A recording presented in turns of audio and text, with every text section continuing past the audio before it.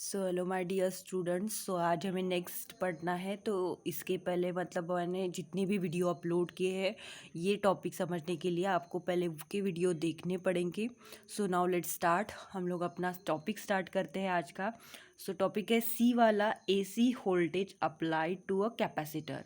अभी तक हमने रेजिस्टर्स देखा। अगर मेरा करंट कोई पास हो रहा है तो उसको बीच में अगर हम रेजिस्टर्स लगाते हैं तो वो करंट को अपोज करने का काम करता है।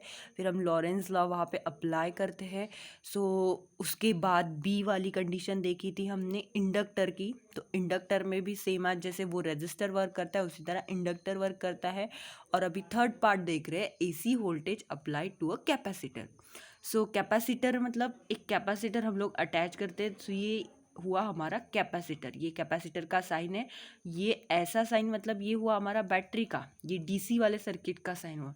बट अगर मेरा कैपेसिटर ये पॉजिटिव डायरेक्शन ये निगेटिव डायरेक्शन, सो ये सेम रहती है लाइनिंग, उसी को हम कैपेसिटर्स बोलते हैं, जो हम लोग फ़ैन में यूज़ करते हैं, various type of electronic device में हम लोग यूज़ करते हैं। So now let's start. So यहाँ पे ये ईएमएफ का फंक्शंस है। ईएमएफ मतलब यहाँ पे एक्चुअल में उन्होंने स्विच देना चाहिए था ऐसे, बिकॉज उन्होंने दिया नहीं है। बट अभी जैसे है वैसे हम लोगों ने मतलब टेक्स्ट बुक का ही देख रहे हैं। सो यहाँ पे करंट मेरा पास हो रहा है कैपेसिटर में से। सो कैपेसिटर क्या करेगा, जैसे रेजिस्टेंस जैसा ही वर्क करेगा, अपोज करेगा उसको।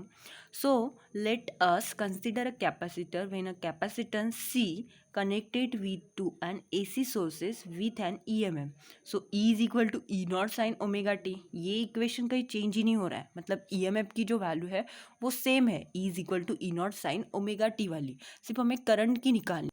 अभी देखो, current flowing to the circuit produce the potential difference between the plate. Potential difference की बात आ रही है। पोटेंशियल डिफरेंस के लिए V दिखाते हैं। V is equal to charge upon C। Okay, so C हमारा एक कैपेसिटर्स के लिए यूज करते हैं। So voltage is equal to charge upon capacitor. So charge is equal to क्या होगा, C इंटू V होगा। मतलब इसी इक्वेशन को रीअरेंज किया है। तो अभी देखो हम लोग स्टार्टिंग मतलब रेजिस्टेंस के थ्रू पढ़ रहे हैं कि V के जगह पे अगर मैंने E पुट कर दिया, so Q is equal to C E हो जाएगा वो। अभी हमारे पास करंट का फॉर्मूला है, current is equal to charge upon time. मतलब करंट हमारा क्या होता है, जितने टाइम में वो पर्टिकुलर चार्जेस पास होंगे उसी को हम करंट बोलेंगे। तो the flow of charges, the rate of change of current, the flow of charges मतलब करंट होता है। So I is equal to D Q by D T. उसी को डेरिवेशंस किया है, इसी को हम इक्वेशन को D Q by D T. अभी देखो क्यू की वैल्यू तो हम लोगों ने निकाली है, सो डी बाई डी टी, और क्यू की वैल्यू मैंने सी ई पुट कर दिया। अभी देखो फिर से हमें हमारे पास ई की जो है वो वैल्यू ऑलरेडी है, E naught sine omega t वाली, वो वैल्यू मैंने पुट कर दी। सी उसके साथ में भी लिखा। अभी वो सी एंड ई नॉट जो है वो मैंने कॉमन निकाल लिया। So D by D T sine omega T. So derivation क्या होता है साइन ओमेगा टी का, cos omega T into omega. अभी ये ओमेगा उसके साथ में मैंने मल्टीप्लाई किया है। सो अभी देखो इसी वही इक्वेशन को मैंने रीअरेंज किया है। So I is equal to E naught जैसे है वैसे, ये ओमेगा सी, ये ओमेगा की वैल्यू जैसे है वैसे, और सी को मैंने यहाँ पे रीअरेंज कर दिया और कॉस ओमेगा टी लिखा। मतलब वो अच्छे से एक इक्वेशन आप लोगों को पर्टिकुलर दिखे, इसलिए मैंने उसको रीअरेंज करके लिखा है। अभी देखो E naught and omega C, E naught and omega C को मैं ऐसा भी तो लिख सकती हूँ ना, E naught divided by one upon omega T. Okay, so actual में ये भी सही है और ये भी सही है। आप इसी को ऐसे भी लिख सकते हो या फिर ऐसे भी लिख सकते हो। डिवाइड का डिवाइड कितना होता है, न्यूमरेटर होता है। सो कॉस ओमेगा टी जैसे वैसे लिखा। सो ये E naught one upon omega T का मीनिंग ही क्या होता है, आई नॉट होता है, मतलब करंट ही होता है। इसके पहले वाले भी वीडियो में मैंने आप लोगों को बताया है। So I is equal to I naught cos omega T, हमारा इक्वेशन नंबर 2 मिल गया। अभी देख, उस इक्वेशन को हमें साइन के फॉर्म में कन्वर्जन करना है। तो कॉस ओमेगा टी मतलब क्या होता है, sine pi by 2 plus omega T होता है। So I is equal to E naught one upon omega C sine omega T plus pi by T. So current lead to equal, so current जो रहेगा वो equal रहेगा। So I naught is equal to I naught one upon omega C. तो इसके जगह पे मैंने आई not और कॉस की जगह पे मैंने क्या लिखा है, कॉस ओमेगा टी की जगह पे sine pi by 2 plus omega T. Okay, so अभी देखो ये हम लोगों को दो इक्वेशन मिल गए, उसी के बेसिस पर हम लोग ग्राफ बनाएंगे।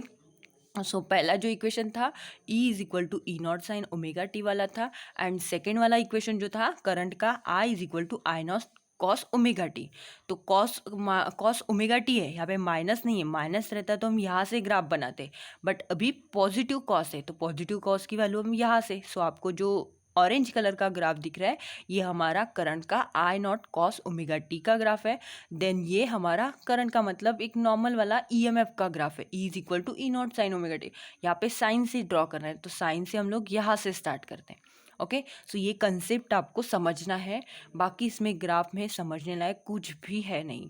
ओके, सो नेक्स्ट अभी देखते हैं फेजर डायग्राम। मे बी तो आप लोगों को फेजर डायग्राम तो बनानी आती होगी। सो फेजर डायग्राम क्या होता है, अगर मैंने यहाँ पे कोई एक X axis and Y axis coordinate निकाल लिया तो इस डायरेक्शन में मतलब ई नॉट रहेगा। ओके, सो ये ई नॉट मतलब क्या रहेगा, एंटी क्लॉक वाइज डायरेक्शन रहेगा, तो ई नॉट साइन ओमेगा टी। अभी देखो यहाँ पे हमारे को क्या मिला है, omega T pi by two. तो इतना तो मेरा एंगल ओमेगा टी हुआ, बट मुझे पाई बाय टू मतलब 90 का भी तो एंगल निकालना है ना। तो मैं क्या करूँगी, फिर से यहाँ पे एक एंगल निकालूंगी, तो ये कंप्लीट मेरा एंगल कितना हुआ, 90 का एंगल हुआ। तो मैं बोल सकती हूँ ये पाई बाय टू है, मतलब ये रेडियन फॉर्म में आप लोगों को लिखा है। So current is equal to I naught sine omega T pi by T.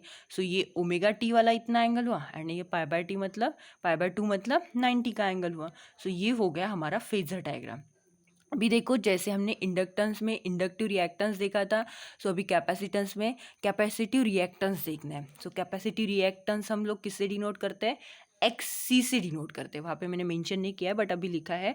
So X सी से हम लोग कैपेसिटिव रिएक्टेंस डिनोट करते हैं। सो अभी देखो हमारे पास इक्वेशन है, करंट का I is equal to E naught 1 omega C sine omega T plus pi by to.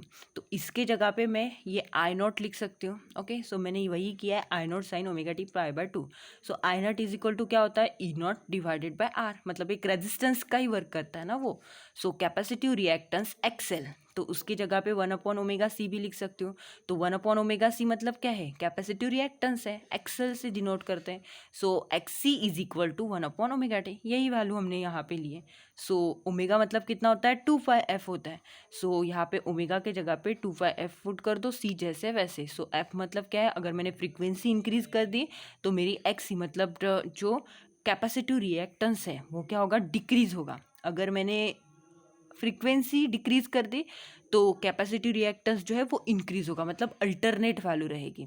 Okay, so I hope आप लोगों को ये पोर्शन समझ गया होगा। अगर आपको कुछ डाउट्स रहते हैं तो आप मुझे बताना, अदरवाइज हम लोग नेक्स्ट लेक्चर में नेक्स्ट वाला पोर्शन एलसीआर जो है वो पढ़ लेंगे। So thanks for the watching.